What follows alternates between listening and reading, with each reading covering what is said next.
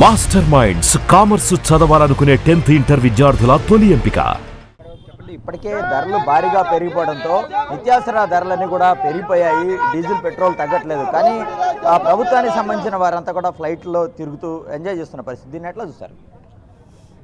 వాళ్ళు గతంలో ఏం చెప్పారు అన్నది మనం చూసాము. ఎంత భజన చేసుకుంటూ ఆంధ్ర రాష్ట్రం మొత్తం తిరిగారో, ఎంత ఊదర కొట్టుకుంటూ తిరిగారో ఆంధ్ర రాష్ట్రం మొత్తం మనం చూసాము. పెట్రోల్ బంకులకు వెళ్ళి సెల్ఫీలు దిగారు. మేము వస్తే పూర్తి స్థాయిలో పెట్రోల్ డీజిల్ ధరలు తగ్గిస్తామని చెప్పారు. ₹1 తగ్గించలేదు కదా.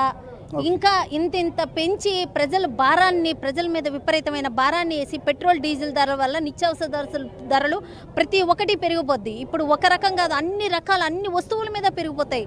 అన్నిటి మీద ఇప్పుడు ఉప్పులు, పప్పులు, కూరగాయలు ప్రతి ఒక్క దీని మీద ఈ డీజిల్ పెట్రోల్ ధర వల్ల అన్నిటికీ ఎఫెక్ట్ అవుతుంది. ఈరోజు సామాన్యులు కానీ, మధ్యతరగతి వాళ్ళు కానీ, పేద వర్గాలు కానీ ఆంధ్ర రాష్ట్రంలో బతికే పరిస్థితి లేకుండా ఈరోజు కూటమి ప్రభుత్వం, చంద్రబాబు నాయుడు, లోకేష్ అన్న వ్యక్తులు ఈరోజు రాష్ట్రాన్ని భ్రష్టు పెట్టించడానికి, రాష్ట్రాన్ని సర్వనాశనం చేయడానికి వీళ్ళు కంకణం కట్టుకున్నారు. ఈ రకంగా గతంలో మీరు ఊదర కొట్టుకొని తిరిగారు. సంక్షేమం ఓ పక్క కాల రాశారు. సంక్షేమాన్ని పూర్తిగా నాశనం చేసి పడేశారు ఆంధ్రప్రదేశ్లో. ఇటు చూస్తే ఈ ధరలు కూడా విపరీతంగా పెరుగుతున్నాయి. కరెంటు ఛార్జీలు విపరీతంగా పెరిగిపోతున్నాయి. రైతులకి ఎక్కడా మనుగడ లేదు, ప్రజలకు ఎక్కడా మనుగడ లేదు. ఎవరిని బతకనిస్తున్నారు మీరు ఆంధ్ర రాష్ట్రంలోన? ఇంత దారుణమైన పాలన, ఇంత దురదృష్టమైన పాలన ఆంధ్ర రాష్ట్రంలో ప్రజలకు మాత్రమే దక్కింది. ఇంకా ఏ స్టేట్లో మీరు చూడండి, ప్రతి ఒక్క స్టేట్లోనే ఇక్కడ ఉన్నంత ధరలు ఇంకే స్టేట్లోనే లేవు. కానీ ఈ స్టేట్ మాత్రం ఎందుకు ఇంత నాశనం అవుతుంది అని అంటే ఇది కేవలం అసమర్థ ప్రభుత్వము, కూటమి ప్రభుత్వము, చంద్రబాబు నాయుడు గారు విజనరీ వల్ల ఈరోజు ఈ స్టేట్లో ఉన్న ప్రజలకి ఈ దౌర్భాగ్యం అన్నది పడుతుంది. అంటే చెప్పండి, దేశంలోనే అత్యధిక పెట్రోల్ డీజిల్ ధరలు ఉన్న రాష్ట్రంగా ఏపీ ఉంది. గతంలో అనేక కౌరులు చెప్పారు, కానీ ఈరోజు ధరలు తగ్గించకుండా పొదుపు మంత్రం పాటించాలంటూ చెప్తున్నారు. దీన్ని ఎట్లా చూస్తారు? ఇది చెప్పేటందుకే నీతులు, చేసేటందుకు కావు అని పాత సామెత ఒకటి ఉంది. దాని ప్రకారంగా చంద్రబాబు నాయుడు గారు కానీ, పవన్ కళ్యాణ్ గారు కానీ, అసలు అంతకు మించి నారా లోకేష్ గారు కానీ గతంలో చూసుకుంటే ఇదే పెట్రోల్ బంకుల దగ్గర సెల్ఫీలు దిగి మరి జగన్మోహన్ రెడ్డి గారి ప్రభుత్వం విధ్వంస ప్రభుత్వం, ప్రజల మీద భారాలు వేస్తున్నారు, ప్రజల మీద మరి భారాలు వేసి వాళ్ళ నడ్డి విరుస్తున్నారు అని చెప్పని గొప్పలు చెప్పినటువంటి నారా లోకేష్ గారు మరి ఈ రోజున ఇంకొక మాట కూడా చెప్పడం జరిగింది. ఆ రోజున ఆయన ఎందుకంటే నేను పక్క రాష్ట్రంలోకి వెళ్ళి ట్యాంక్ ఫుల్ చేయించుకొచ్చుకుంటున్నాను అని చెప్పని, ఈ రోజున ఆంధ్ర రాష్ట్ర ప్రజలు ఏ రాష్ట్రాలకు వెళ్ళి ట్యాంకులు ఫుల్ చేయించుకొని వచ్చి వాళ్ళ యొక్క జీవన విధానాన్ని ముందుకు నడిపించుకోవాలో మరి చంద్రబాబు నాయుడు కానీ, లోకేష్ కానీ, పవన్ కళ్యాణ్ కానీ చెప్పాల్సినటువంటి పరిస్థితులు ఈ రోజున ఉన్నాయి. ఎందుకంటే దీనివల్ల ఎన్ని రకాలుగా ఈ రోజున హోటళ్లలో ఒక ఫుడ్ ఐటమ్స్ కూడా పెరిగిపోయినటువంటి పరిస్థితి. ఈ యొక్క పెట్రోల్ డీజిల్స్ వల్ల ప్రతి ఒక్కటి కూడా పెరిగిపోయి సామాన్యుడి మీద పెనుభారం విపరీతంగా పెరిగేటటువంటి పరిస్థితి ఉంది. ఇంత దరిద్రపు నీచ నికృష్టమైనటువంటి ప్రభుత్వం ఆంధ్ర రాష్ట్రంలోనే ఉంది. ఖచ్చితంగా దీనికి సమాధానం చెప్పి తగ్గించాల్సినటువంటి బాధ్యత ఈ కూటమి ప్రభుత్వం మీద ఉంది. ఎన్నికల ముందు ఏదైతే చెప్పిన మాటలు ఉన్నాయో దానికి కట్టుబడి ఉండి ఖచ్చితంగా పెట్రోల్ డీజిల్ ధరలను తగ్గించి సామాన్యులపై భారం మాత్రం లేకుండా చూడాలి. లేని పక్షంలో పెద్ద ఎత్తున ఇదే పోరాటం కొనసాగిస్తామని చెప్పి వైఎస్ఆర్సీపీ నేతలైతే కూడా హెచ్చరిస్తున్న పరిస్థితి కనిపిస్తుంది. ఆల్ రైట్ అశోక్, ఒకసారి వైజాగ్ వెళ్దాం. మా కరెస్పాండెంట్ అనిల్ అక్కడ ఉన్నారు, మాట్లాడదాం. అనిల్ చెప్పండి, సో ఇవాళ వైఎస్ఆర్సీపీ చేపట్టిన పోరు బాట పెట్రోల్ డీజిల్ ధరలు తగ్గే వరకు కూడా కొనసాగిస్తామని చెప్తున్నారు. ఏంటి మీరున్న దగ్గర సిచ్యువేషన్? దేశంలో ఏ రాష్ట్రంలో లేని విధంగా ఏపీలో పెట్రోల్ డీజిల్ ధరలు పెరిగినటువంటి నేపథ్యంలో ప్రజల పక్షాన వైఎస్ఆర్ కాంగ్రెస్ పార్టీ పోరుబాట పట్టింది, పెద్ద ఎత్తున ఆందోళనకు దిగింది. ప్రస్తుతం మనతో పాటు వైఎస్ఆర్ కాంగ్రెస్ పార్టీ విశాఖ జిల్లా అధ్యక్షులు కేకే రాజు, వైఎస్ఆర్సీపీ శ్రేణులు ఉన్నారు, మాట్లాడదాం. సార్ మీరు చెప్పండి, దేశంలో ఎక్కడా లేని విధంగా రాష్ట్రంలో పెట్రోల్ డీజిల్ ధరలు ఉన్నాయి. సంక్షోభం పరంగా పెరిగినటువంటి ధరలు ఒకవైపు ఉంటే రాష్ట్రంలో ఒకంత ఎక్కువగా కనిపిస్తున్నాయి. ఏ విధంగా చూడాలి పాలన? ఈరోజు కూటమి ప్రభుత్వం చంద్రబాబు నాయుడు గారి ఆధ్వర్యంలో ఆంధ్రప్రదేశ్ రాష్ట్రంలో సామాన్యుడు తన నిత్య జీవితాన్ని కూడా సాగించుకునే పరిస్థితులు లేవు. అన్ని నిత్యావసర సరుకుల దగ్గర నుంచి పెట్రోలు, డీజిల్ కావచ్చు, గ్యాస్ కావచ్చు, అన్ని ధరలు కూడా చాలా దుర్మార్గంగా ఈ ప్రభుత్వం కేవలం ప్రజల దగ్గర నుంచి పన్నులు వసూలు చేయటం, ధరలు పెంచడం, ముక్కుపిండి వసూలు చేయటం, ఆ డబ్బునంతా కూడా తీసుకెళ్లి అమరావతిని అభివృద్ధి చేయడమే ధ్యేయంగా పెట్టుకున్నారు.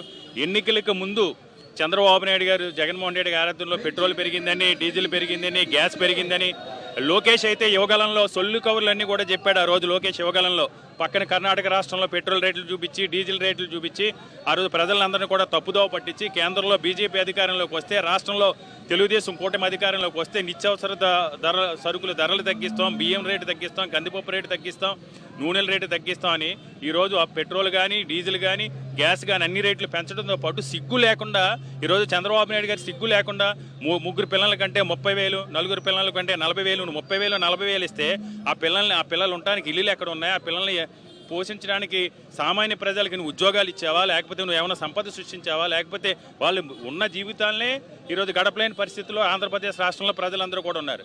అలాంటిది ఏదో సంపద సృష్టిస్తానని, పిల్లలను సృష్టించమని ముగ్గురు కనాలంట, నలుగురు కనాలంట. అసలు వాళ్ళ ఆరోగ్య పరిస్థితులు ఏంటి? తల్లిదండ్రులకు ఆ కెపాసిటీ ఉందా? ఏమి ఆలోచించకుండా అసలు ఏం మాట్లాడుతున్నారు? ఇది ఒక పిచ్చు తొగ్లక్ పాలన. ఈరోజు ఆంధ్రప్రదేశ్ రాష్ట్రంలో ఉన్న కూటమి పరిపాలన అంటే ఒక పిచ్చు తొగ్లక్ పాలన. సంపద, ఉద్యోగాల సృష్టి లేదు, సంక్షేమం లేదు, ఆడబిడ్డ నిధి లేదు. ఈరోజు మహిళలకు సంబంధించి మహిళలకు రక్షణ లేదు, మహిళా సాధికారత లేదు, నిరుద్యోగ భృతి లేదు. సంక్షేమం అనేది ఏ విధంగా ఒక్క ఫంక్షన్ 2 సంవత్సరాలు కావస్తుంది, 2 సంవత్సరాలుగా ఒక్కటంటే ఒక కొత్త ఫంక్షన్ ఇచ్చిన పాపం అనుకోలేదు. ఈ విధంగా ధరల రేటు రోజుకి పెంచుకుంటూ వెళ్ళిపోయి ఇంకా సిగ్గు లేకుండా ముగ్గురిని కలండి, నలుగురిని కలండి, 40 సంవత్సరాల ఇండస్ట్రీ అని చెప్పుకుని ఈ పెద్ద మనిషి ఇప్పుడు ఏ సృష్టి అంటే పిల్లలను సృష్టించడం అంట. ఏది ఏమైనా ఆంధ్రప్రదేశ్ రాష్ట్రంలో పెట్రోలు, డీజిలు కొరత సృష్టి, ఆర్థికం కేవలం ఏ విధంగా అయితే కొరత సృష్టించారో మనందరికీ కూడా తెలుసు. అమరావతిలో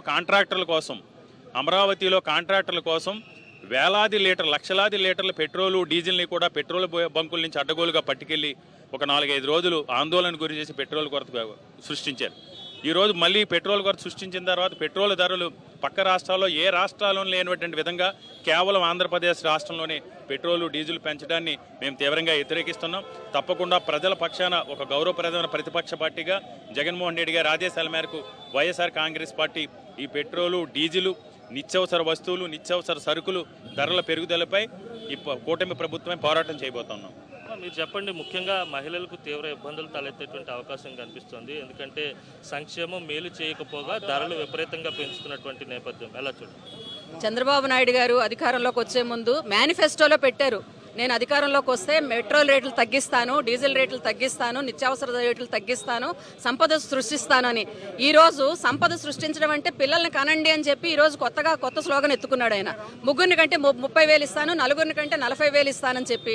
అంటే ఆయన ఇచ్చే 30,000, 40,000 బారసాలకు కూడా సరిపోవు. రేపు పొద్దున పిల్లలు పెరగడానికి, వాళ్ళ చదువులకి, వాళ్ళ ఉద్యోగాలకి, రేపు 30 ఏళ్ళ వాళ్ళకి వస్తే ఉద్యోగాలు ఇస్తామని గ్యారంటీ ఇస్తారా?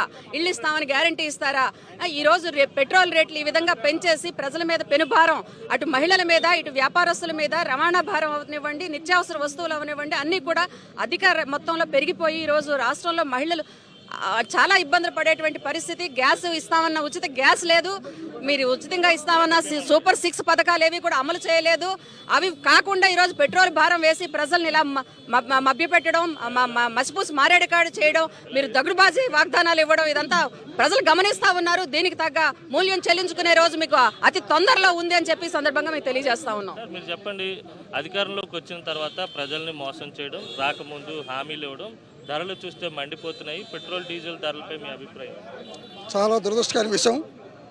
ఈ కూటమి ప్రభుత్వం మాటలు నమ్మి ప్రభుత్వం వేళ అత్యధిక మెజారిటీ గెలిపించిన ఆంధ్రప్రదేశ్ ప్రజలకి మోసపూరితమైన హామీలతో పాటు ప్రజలందరూ కూడా నడిపించే పరిస్థితి చూస్తున్నాం. పక్క రాష్ట్రాలన్నీ కూడా చాలా తక్కువ రేటు కొంటే మన ఆంధ్రప్రదేశ్లో విపరీతమైన రేటు పెంచడమే కాకుండా గ్యాస్ సిలిండర్ కూడా ఈవేళ 2,500 రూపాయలు బ్లాక్ నమ్మే పరిస్థితి కూడా వస్తుంది. ముఖ్యంగా ఒక విషయం చెప్తాను, మహిళలకు ఫ్రీ బస్సు ఇస్తానన్నాడు. మొన్న స్టేట్మెంట్ చూసాం. ఈ మహిళలు ఫ్రీ బస్సు వల్లే ఆర్టీసీ నాశనం అని చెప్తున్న ఈ ప్రభుత్వం ఎంత అసమర్థ ప్రభుత్వం వేళ ప్రజలంతా కూడా గమనించాలని తెలియజేసి సెలవు తీసుకుంటాం. ఇది మొత్తం మీద చూస్తే కనుక విశాఖలో పెద్ద ఎత్తున వైఎస్ఆర్ కాంగ్రెస్ పార్టీ శ్రేణులు ఆందోళన బాట పట్టాయి. పెరిగినటువంటి పెట్రోల్, డీజిల్ ధరలు తగ్గించాలని చెప్పి డిమాండ్ చేస్తున్నాయి. Hari, over to studio. Right Anil.